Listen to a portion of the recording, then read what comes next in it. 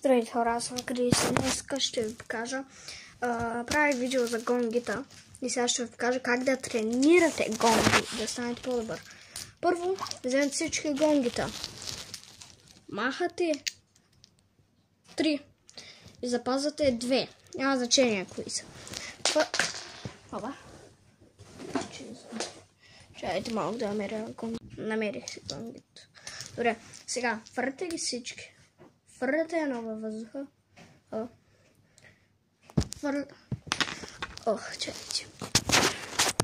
Да ви казвам долу.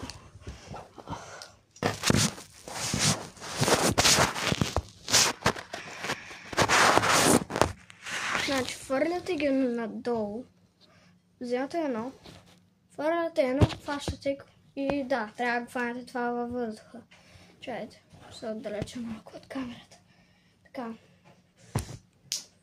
И трябва да са в ръката ви. Като станете хипер добри, вземате 3, фърляте ги. Фърляте едно, фащате едно, фащате другото. Чайте. Опа. Пак фърляте. И трябва пак да го фанете. Много трудно, като се научите, става по-лесно. Опа. Да, после като стане по-лесно, вземате 4 и тренирате. Затова ще се опитам само с тези две. Фърлям. Добре, сега с 3. Хоп. Оп, направих го.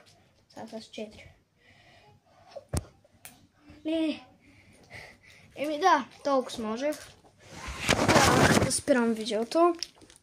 Чао хора, и мисля, че може да ви е харесал как да ви покажа как тренирате гонги.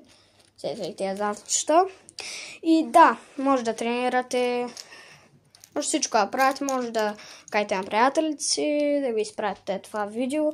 И да, това от мене. Чао хора.